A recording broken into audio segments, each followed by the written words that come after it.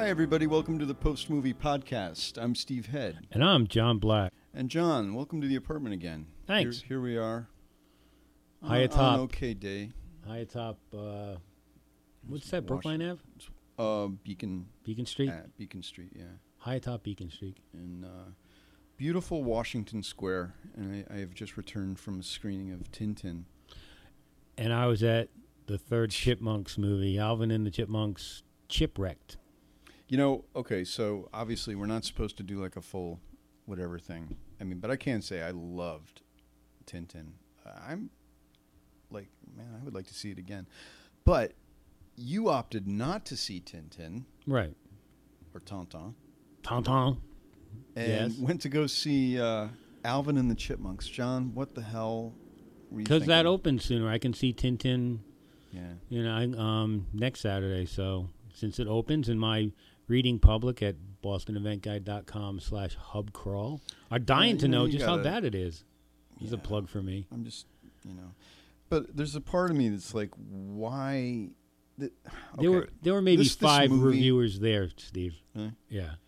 It's, to me, it represents the worst of, like, making a movie just to have some animated animals dancing.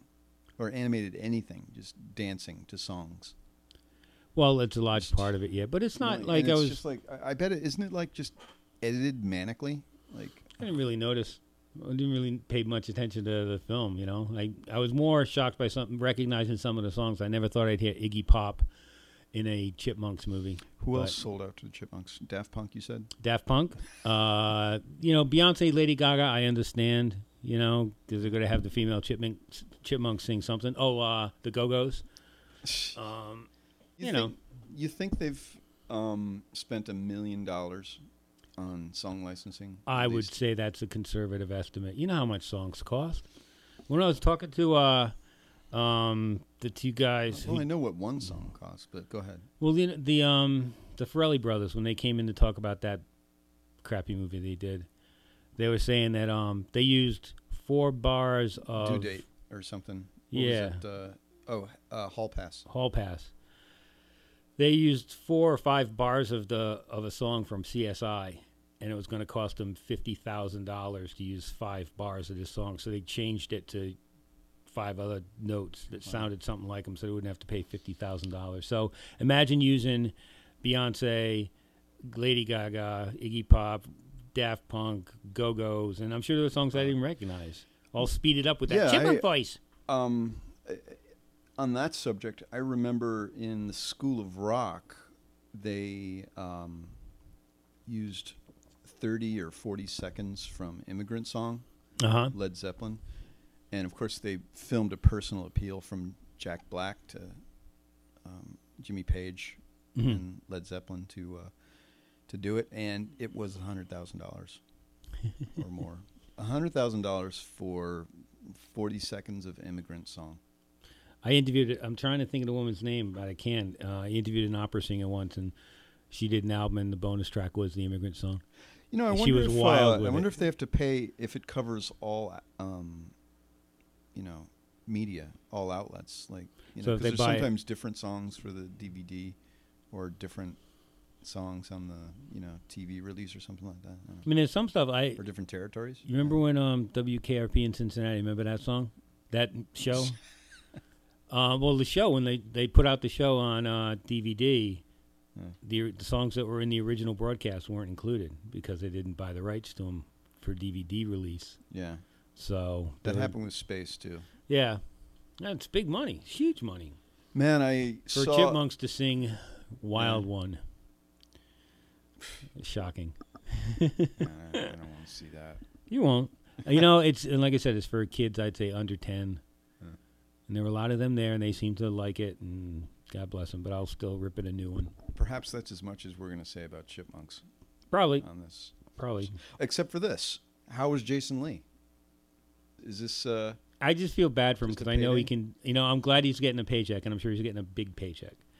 But he's better than this. He's better than like this material. Bill Murray, Garfield territory. Yeah, well, at least Bill didn't have to be on camera. He was just a voice. Didn't he think he was doing something else when he said yes to that? He thought he was doing some other thing. And it's painful to see Jason Lee like pretending he's holding a chipmunk and cuddling it.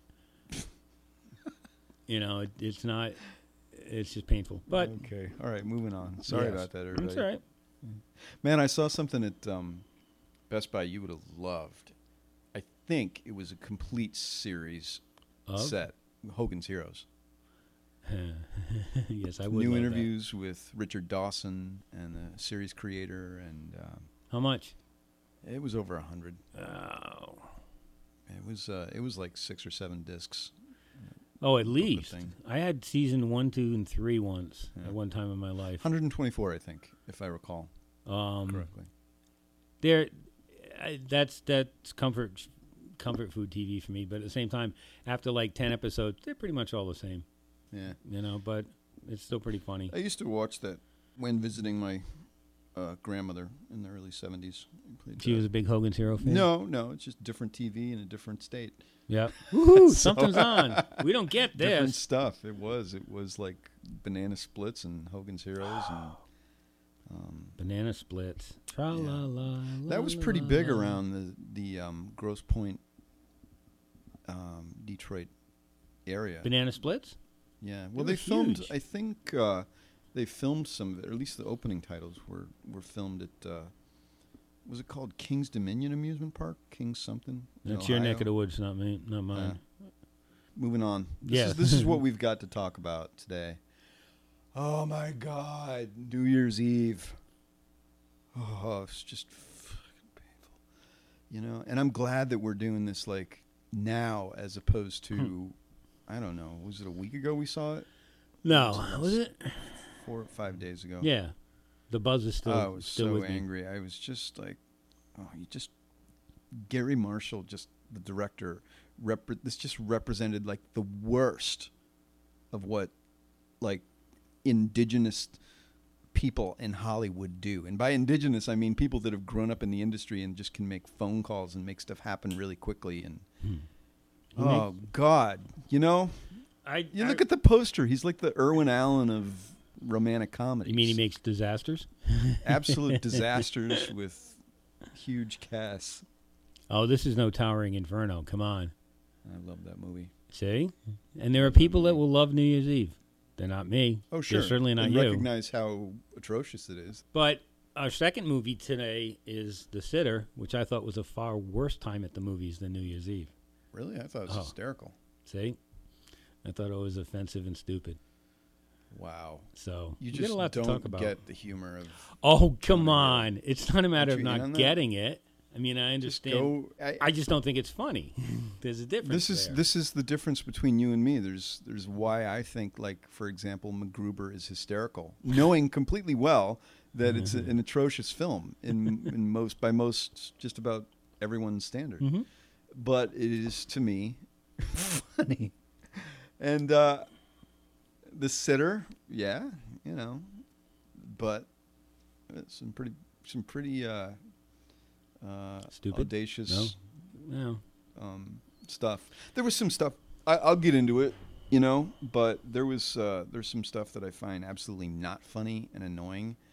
I've got to single out some actors, but we'll get to it. Hey, let's just mention a couple things that are coming up to local theaters. The Coolidge Corner Theater here in Brookline, Massachusetts. In Coolidge Corner, by the way, John. Yes, I would guess that. Just 0.8 of a mile down the street. For the holiday season, they're offering Silent Night, Deadly Night as a midnight screening on Friday the 23rd. It'll be that really did cause controversy when it came out in the mid-80s.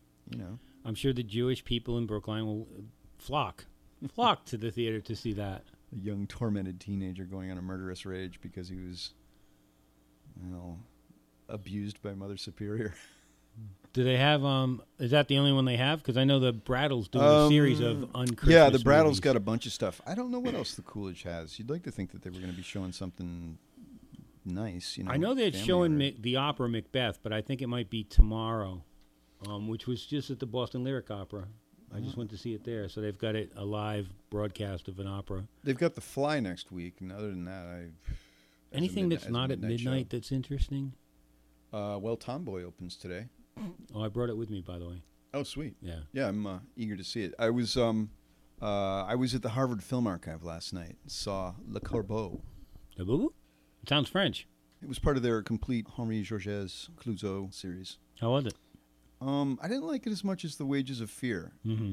That's a good one. But I'll just be perfectly frank. I had a little trouble staying awake at the beginning of the film, and it wasn't the film. I was just like, yesterday was a long day. Yeah. We saw an early screening of Jason Reitman's Young Adult, which I guess we'll talk about next week or whenever it comes out, which I really liked. And then I had a bunch of work to do, and then Sarah and I got over to Harvard Square early, and then we went and saw Le Corbeau, which is The Raven, which is a film he made during the Nazi occupation of France. I think it was 44, and it got him into a lot of trouble because generally it was considered that his portrayal of the average Frenchman was condescending.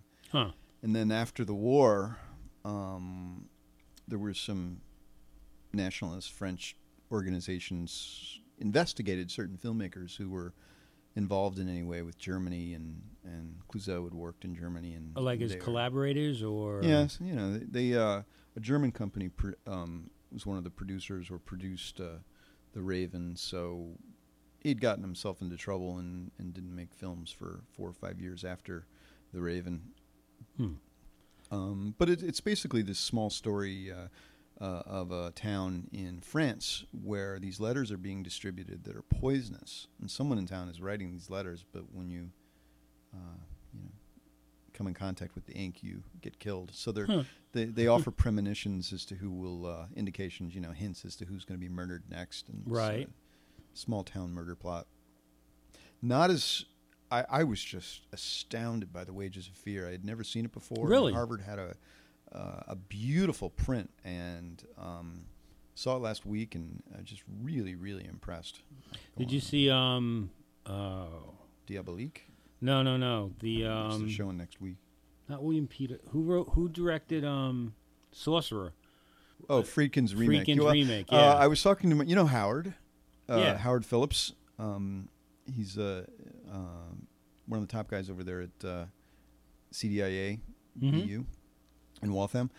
He said to me, when I mentioned Sorcerer before we went into the Wages of Fear screening, he said, "Steve, don't even mention that to me. It's sacrilege." Relax. You've seen Wages of Fear? Yeah, I've seen, but I actually I saw it a long time ago, but a few months ago I Netflixed it, and then I Netflixed Sorcerer right after it. Yeah. So I had the double feature. It's not sacrilege. That's I guess to a true Clouzot fan, or something like that. Yeah, it's not sacrilege. That's a little strong. Isn't sacrilege like against the church or something? I don't think Clouzot's a church or the Friedkin. Church of Clouzot. Yeah.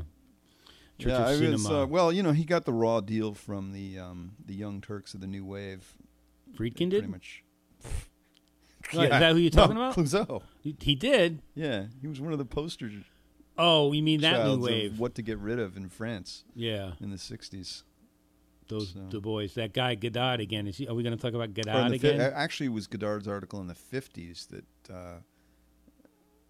posted photos of the key directors of this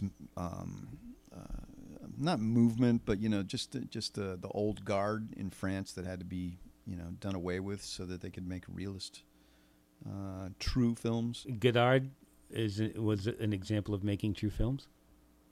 More than Clouzot, yeah. He fucking he. Sean. I mean, I'm sorry, Truffaut. It was Truffaut who wrote the article. Okay, that makes more sense. Yeah, sometimes I think one thing, and I say something else. Like I'm thinking Truffaut, and I say Godard, but anyway. But it's not like Truffaut wasn't a huge fan of Clouzot. In a way, he was. He loved The Raven. Right. He'd seen it like 10 times, and but they're just like to him. It was like enough's enough, and. It's like that dogma movement from a few years ago. Who cares? We're going to throw away film. No scripts, no lighting, no nothing. It wasn't. Films. It wasn't like that. Well, they could have made films like that, and I suppose some members of some people who would be considered members of the new wave did that, but it was more like throwing out the old studio stuff and the adaptations of literature and going with real life stuff, which led to like 400 Blows and Breathless and Jules and Jims, and the real gems of that new wave stuff. But anyway, so Clouseau at Harvard. Until next week, they're showing Diabolique next week. Also, Arts Emerson has a new print of Close Encounters of the Third Kind that they're showing next. Starring Truffaut. Not starring, but he's in it. Yeah, that they're showing on the 16th and 17th. And starring Truffaut. Richard Dreyfuss and some other people, but then Truffaut shows up. Yes. Yeah. He's the guy with the accent. The wonderfully personable Francois Truffaut. Yeah. I like most of his movies. It's the other guy I have trouble with. Speaking of which, I liked Day for Night. I loved it. I love Day for Night. Yeah, isn't it? It's just a fun movie. Most of the Truffaut stuff I find at least interesting, if not always highly entertaining. It's the other guy makes Godard. Me itch. They're talking about the other guy. They're showing Weekend this week at the Brattle, and Godard kind of went like after this film from '67 until he went knucking futz. Yeah, he was hanging out with kind of a real left wing Maoist crowd, and I just got an email asking me if I wanted his last movie or his latest film. Socialisme? Yeah. It's got Patti Smith in it. I'll watch it for that. And I'm saying I only watched half of it because I fell asleep. Yeah. So I probably don't stand a chance, but I'll fast forward to Patti. Cahiers du Cinema. The what? Put that as like one of their top 10 films of 2010. It was Who did? Number 2 or 3. Cahiers. What's that? What? Don't look at me like that. Cahiers du Cinema. This is the publication that Truffaut and Godard wrote for. In the 50s. The Guy's Magazine voted one of his movies the best. There's no familiarity. I don't think Godard's done anything with the Cahiers du Cinema, like not in 30, maybe 40 years. What does that translate to, Cahiers? Cinema Notebook. Okay. That was in that. Well, that was in that documentary, with the New Wave documentary I saw. Yeah. Well, they were very influential. They started the whole auteur theory. They started it? You look really excited, John. We're veering off into. We're veering from movies into cinema, cinema is my forte. Yeah. Well, this film that we're about to talk about, cinema. This is the finest example of American cinema verite I've ever seen. Jesus, he lied. It is just. It's. I don't know why it gets you angry. It's just a crappy romantic comedy with too many actors, too many stories. I just feel like it's so grossly self-indulgent. And we're talking about New Year's Eve, which I think comes out today, right? Yes. Yeah. In plenty of time for people to see it. Or it came out yesterday. We're recording this on Saturday. In plenty of time for people to see it and recapture that holiday spirit that they've been missing for so long. Oh, God. There was I wouldn't even know where to begin with. Like, on principle, I just didn't... I went to the movie. Mm-hmm. I went there. I showed up. Did you show up with a clean slate, wondering what Gary Marshall would give you? Or with a loaded gun waiting to put one in? In his career, he has made, I think, one movie that I genuinely liked. And Flamingo Kid? Yes, from the mid-'80s. Other than that... Pretty Woman? You didn't like Pretty Woman? Oh, my God. I love that movie. Really? Oh, I'm such a sap for that movie. It's. I know it's romantic claptrap, but I'm such a sap for it. Wow. So. No, he does not count me. I am not one of his fans. That's for sure. Comedy legend Gary Marshall. Well, I guess he started like long ago doing. TV. He's a big. The Odd Couple. Yeah, he's a big name in TV. The Vernon Shirley, of course. And then he started making movies. I guess. Well, mostly. So he was a big TV director, and then he started. I guess his first feature, I'm guessing, was Flamingo Kid. I don't know. And then he made that horrible film Beaches. I didn't see that. Crazy. I refuse. Oh my God, just bad. That's a movie. Pretty Women was his he's not batting 1,000. I mean, he's batting he's batting like 0 point. In what in your favoritism or in like box office? Because he's doing better than that at box office. If anything came close to something I might have enjoyed even a little, I don't know. Raising Helen wasn't atrocious. Raising Helen? Helen remember that. was with Kate Goldie Hawn's daughter. What's her name? I forget. You know, that chick. Yeah. That chick. You know, the one from Almost Famous. The hottie from Almost Famous. Yeah. Kate Hudson. Thank you. Man, how could I forget that? I don't know. Put your pants back on. Stop that. You stop that, young man. So he's been living off the Pretty Women, living in the Pretty Woman wake for. I don't know. Geez, man. I think, you know, he does what he does. I brought 2 women who really wanted to see it, and they walked out extremely happy with what they got. And they admit it's not a great movie. Everything is just like, it's like just throw all these actors in and I think they're playing these one-dimensional characters. Right. I think that's the problem with the movie is that there's way too many stories going on that are never fully developed, and there's too many recognizable faces to pull it off. When you see a man dying in his bed and his last wish is to go up on the roof and see the ball drop on New Year's Eve in Times Square one more time, okay, there's a hook. Who do you pick to play the guy? De Niro. And you sit there and you cringe because it's De Niro chewing the scenery. Yeah. You know, but there's not, that story doesn't, it's, most of these stories, I'd say, if there are 10 stories, 9 of them for me didn't work because they're never developed and there are too many famous faces in it. Absolutely. But the one story that worked for me was the story of the lonely woman and the bike messenger. The bike messenger who somehow can afford a $1,000 suit that he dances in at the end. Of course. That's the rap party scene. He can't come up in his bike shorts. If they had taken that story and fleshed it out and given us backstory on her, backstory on him, shown how he comes up. It's a woman who has a list of things she needs to accomplish before, a bucket list before New Year's Eve or midnight at New Year's Eve. Yeah. And to get some premiere concert party tickets, he agrees to make them all come true. And it's kind of silly because, they just happen. He knows all these things. I would have, spread it out, show me how he makes these things happen, give me a little more story about why she's such a lonely woman, but they don't. You know what I think Gary Marshall's doing? I think he's... Heroin, by the way he reacts. Probably. But what I think he's doing is, or whoever put up the money for this movie, what they wanted it, or the freaking writer of this movie, they're taking, I guess, the Love Actually formula. Yeah. And they've applied that to Valentine's Day, and they've applied it to this movie, and Love Actually is such like a huge success. Right. And it's they're just that's basically one of my favorite taking films. that formula and doing it here. It's one of your favorite films. Love Actually? Yes. Oh yeah. I like it. I'm surprised coming from you. Oh, I never would have thought that. Great acting, great stories. I know it's sappy, but I love the sap. Didn't it just? That's from 2002, 2003. Something right? like that. Yeah. Yeah. Yeah, Yeah, it's one of my favorites.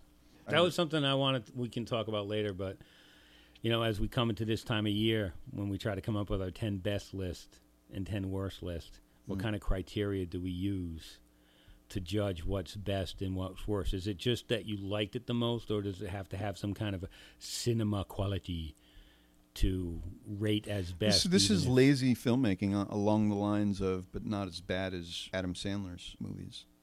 You saying Jack and Jill was lazy? It's basically build the sets, set the camera up, get the actors to appear in front of the camera, and do their thing, and you piece it together in the editing room. You've described every movie ever made. No, I haven't described every movie ever made. Every movie I've ever seen. Because in my statement there seems like about as much thought as they were putting into the making of the movie. Right. Oh, you mean as far as we're thinking about camera angles and like they can make this. You can tell that they just showed up.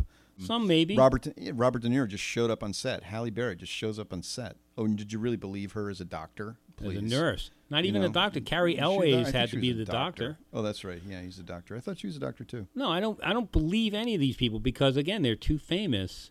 Common. As an assistant. Oh my God! I don't believe what's his name is a cartoon artist, but I've never believed him in anything besides the '70s show. Yeah, playing a stoner idiot. Yeah, I believe that. What's his name?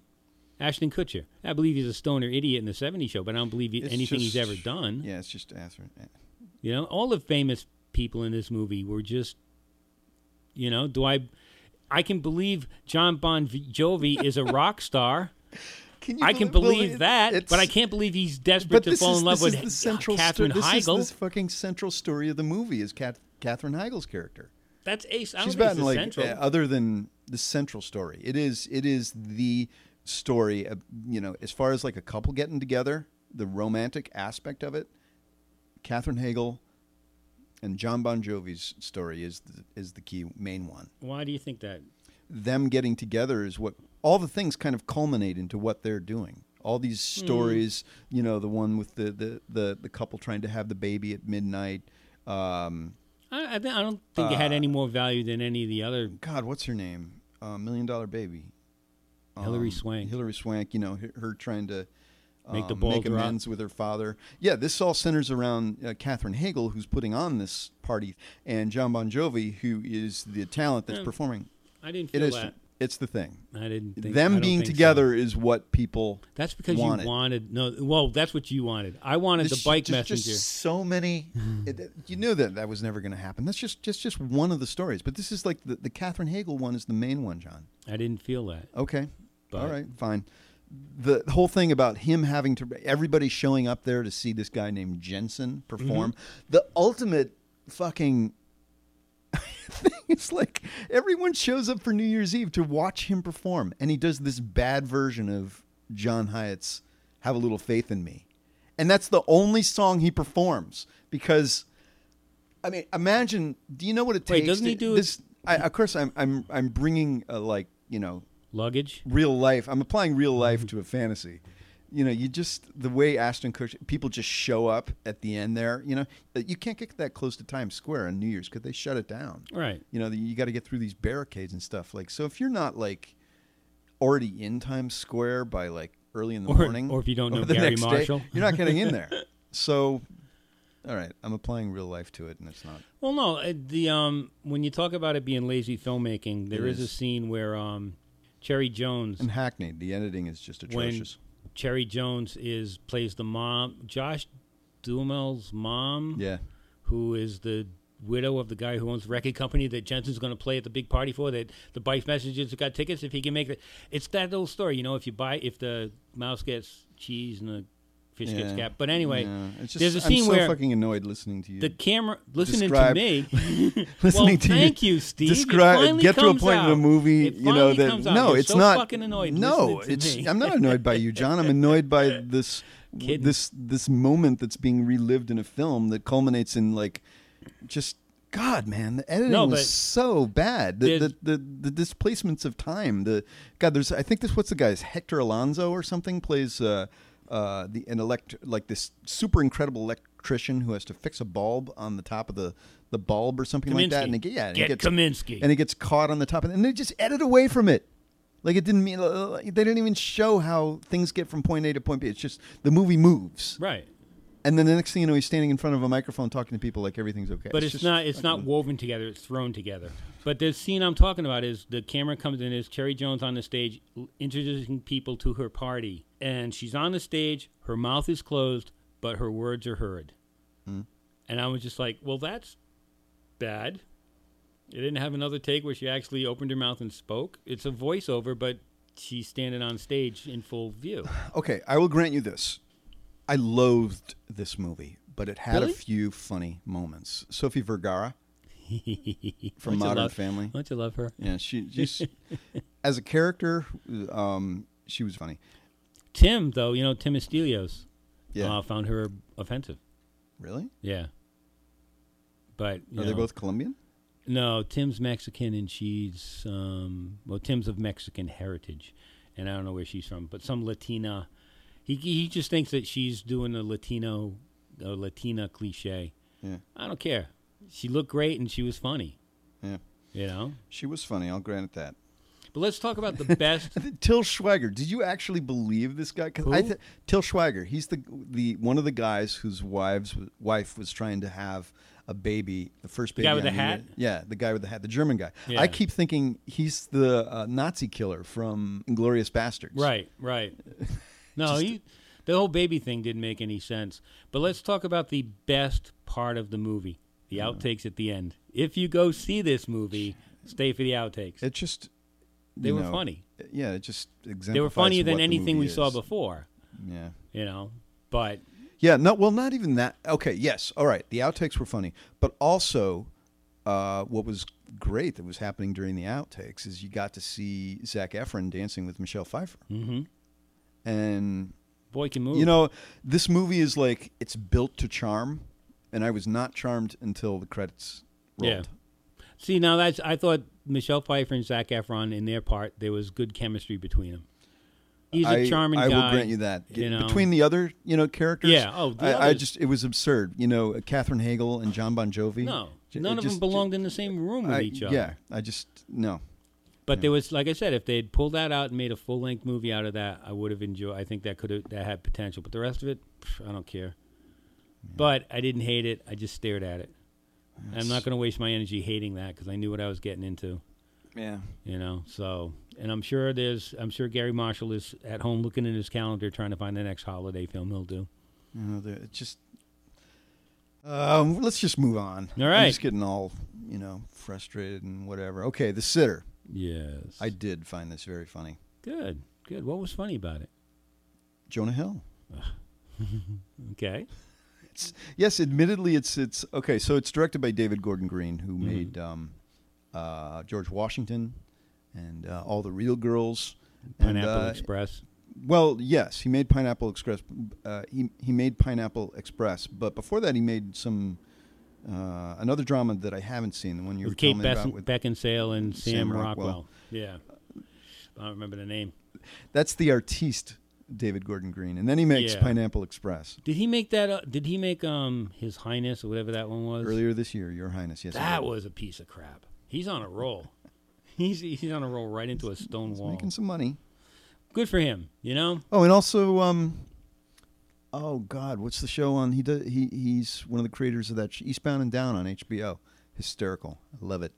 I know you do. Love it. I know you do. Yeah.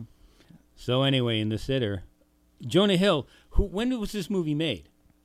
Oh, the reason I asked because I've got a feeling this has been sitting on a shelf for a while because Jonah Hill is now a thin man, and he's the chunky Jonah Hill we're used to seeing in this movie. Mm-hmm. And he was thinner in Moneyball, but you see him now, and he's a pretty thin guy. Yeah. He's lost a lot of weight, and this was definitely the fat Jonah Hill in this movie. As a live-at-home nerd who gets a job babysitting, It's a short film. It's one of these like one-day premise things where all problems have to be solved in one night. It's sort of it's not Ferris Bueller, believe me, but it's just one of these like. Is it like things Adventures in Babysitting? I've never seen that, but people were comparing it to that. This is more raunchy and lewd. But what was that Scorsese movie that takes place in one night? After Hours? That was the ambulance thing with Nick Cage. No. There was one with the guy from American Werewolf in London. His father's a famous author. Yeah, I can't think of his name. Duncan Hines. Duncan Donuts. All right, let's think of this. He was in American Werewolf in London. Yeah. He was in a witch movie. Oh God. His name's Duncan something, all right? Duncan. Oh, it flashed for a second. Dominic Dunn. Griffin Dunn. Okay, Griffin Dunn. And the movie was After Hours, right? Same thing. He's got one night in New York where everything goes wrong. So anyway, Jonah Hill, he's a schlub, and who the movie opens with, we see his one talent seems to be pleasuring women orally, but not getting a return favor. Yeah. So that pretty much sets the tone that this is going to be a raunchy comedy when he's snacking on Ari, whatever her name is, for the first 10 minutes. Grainer. Local girl. I was reading her bio. She went to school right across the river here. I think she's funny.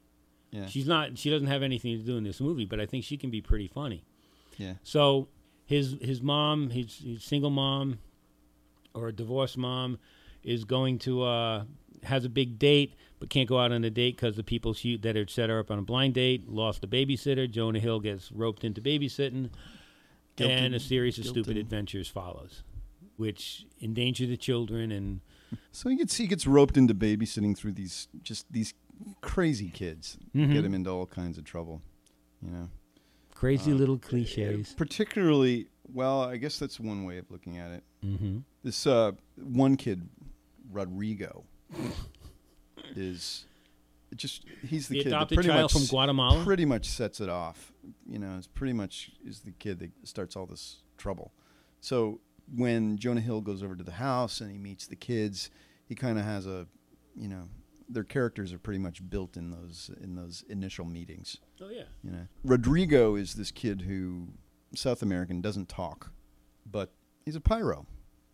Loves to blow things up. Mm-hmm. Somehow I don't know how, but he's carrying around like explosives or firecrackers or something like that. M80s, big firecrackers. Oh, and he has a penchant for just wandering off or running off. Yeah, they've actually put a tracer on him. Right, his parents have some kind of a GPS device that's on him, so you can monitor what's up. So what happens here is his Ari Grainer, the girl he wants to be with, but she's just really bad news, bad influence. She's at a party where all these other friggin' pricks are kind of, coaxing her to get some snort.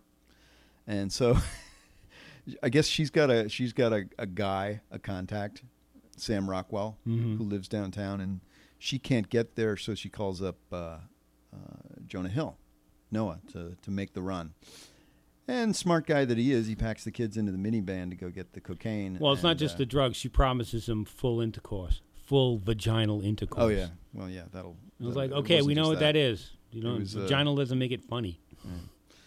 And he brings the kids into that environment. He gets the bit of cocaine, to bring back to her. But Rodrigo ends up stealing one of these... prehistoric dinosaur egg that's full of coke. Yeah. That apparently is worth $10,000. And they get into a very predictable pulling match in the car, to get the egg out of Rodrigo's hands, and it ends up exploding all over the place inside the car. So coke gone. So he's got to come up with $10,000 or Sam Rockwell and his cronies are going to kill him. And so that's basically that. Mm-hmm. And there's the story. And then the evening is filled with hijinks and laughter.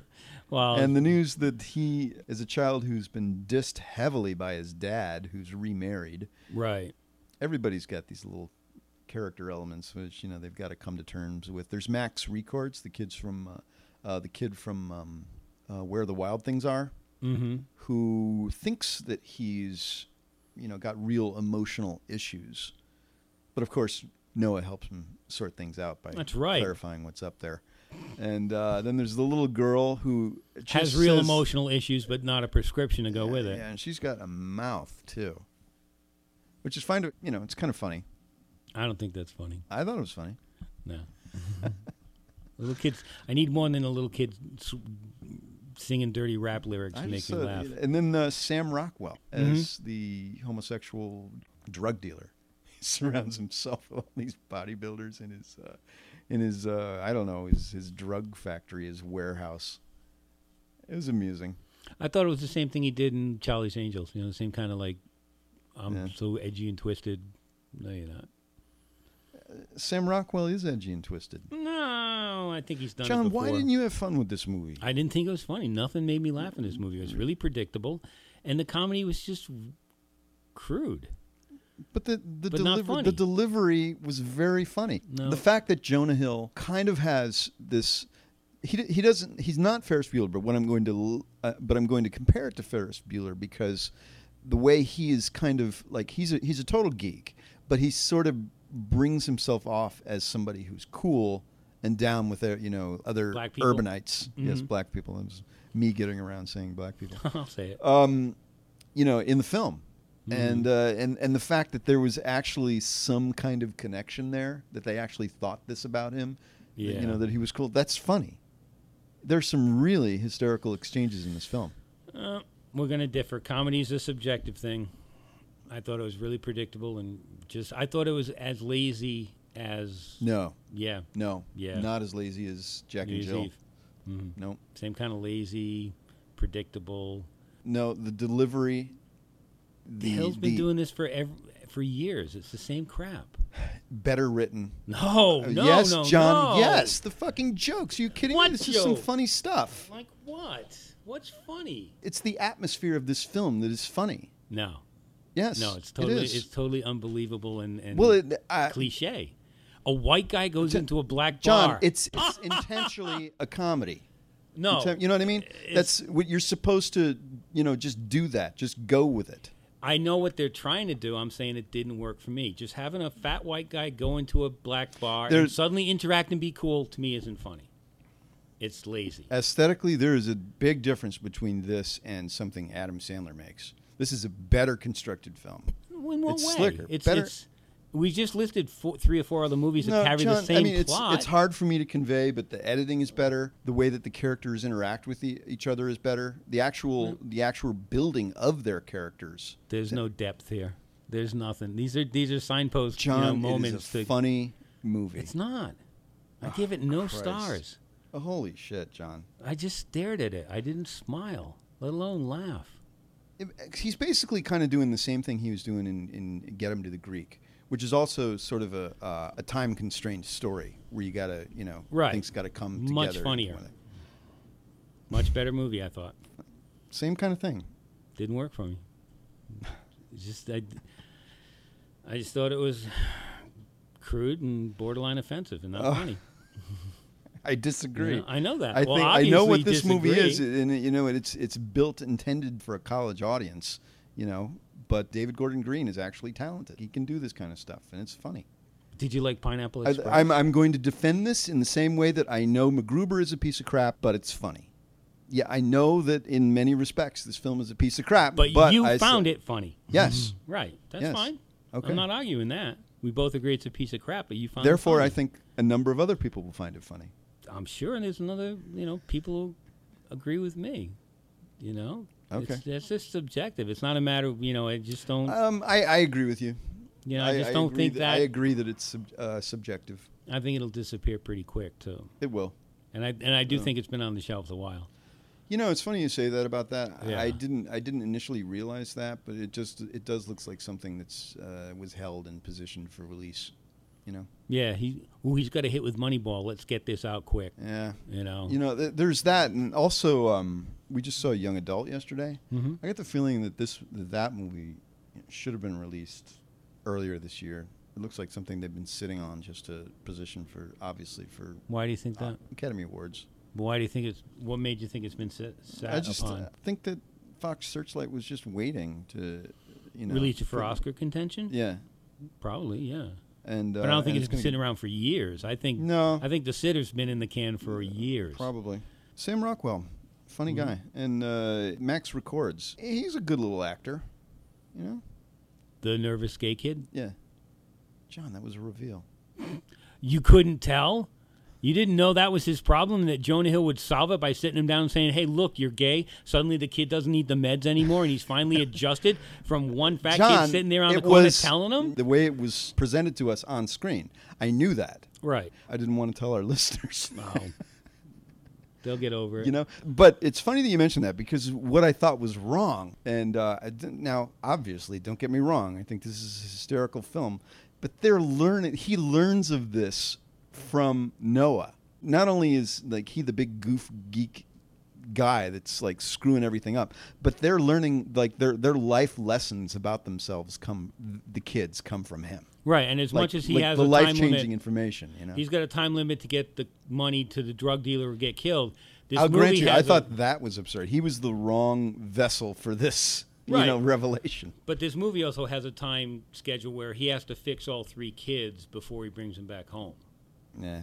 Which someone needs to help Noah, let alone, but he helps himself because he finds a girl who really loves him for who he is. It's like he said, it's just for what, he sets these kids right. He sets Rodrigo right, his set the life little right. girl in this. His mom That gets was set absurd, right. but it's still a funny movie. Nope. Yes, it is. All right. No, it's Moving on. We'll play that last word game. No, it's not. Yeah, I think maybe we should, end the episode with a film that we like. Have we got one? I don't think we have one. Yeah, that's all right. We like both. I digged Tintin, but we can't talk about that. Last week, I think you'll dig it. I think last week we liked both movies, so this is the payback everyone has to go through. New Year's Eve made me I was so frustrated with that movie. I was just you so still angry. are. I just let it go. There's plenty of more movies to spend your energy on. I do gotta let it go. But it's a guy like Gary Marshall who making these movies in Hollywood that I see it just like this is self-indulgent excess. How are you going to feel when it's number one at the box office? Probably will be. we gotta move on. Yeah. If you want to say anything about New Year's Eve, don't send us an email. No, call us 555-1212. Come visit me directly. I'll be appearing at my house tonight. What I meant to say was, if you want to join the conversation, if you have anything to say about the movies, if you agree or disagree with us, send us an email. We're at contact@post-movie.net, and we're online. All of our episodes are at post-movie.net, and we're on Facebook, and we're on iTunes. So if you can subscribe there and leave a review, that would be cool. John, have you checked it? You've put iTunes on your computer. No. No. Come on, you can be a subscriber. You can I can listen. I already listened to the shows online. Why do I need to get them on iTunes? To boost our numbers? Part of having a podcast, John, is you have to sell it. You got to ask people to do stuff. Can't we get Tim from marketing to do that? Tim. As much as I have this like aversion to selling things, it's elemental. It's important. You got to tell people where they can listen to you. We do every week. But I go to the website. But you have to. Anyone has the option of going to the website like I do and hitting play and listening to it there, right? Yeah. But that doesn't boost our numbers? That doesn't count? Well, I think I've been unfair. You actually don't have an iPod. God, no. You have a... Make fun of me. BlackBerry? I have a cassette player. No. I have a 8-track. BlackBerry. No, okay, I have a BlackBerry. I apologize. So I would listen to this on my computer. That's where I listen to the show. Or I can get it on my phone by going to the website. At post-movie.net. And we're also on Facebook. And if you could leave us a review on Facebook, iTunes, whatever, that would be cool. They can snail mail us. Yeah, that's true. To corporate headquarters in Omaha, Nebraska. Do that anymore? Send them to Tim. Tim in marketing. So until next week, I'm Steve Head. I'm John Black. So long, everybody. Wow, that was volatile. That's good, though. I think so. Can you insert some like kung fu sounds?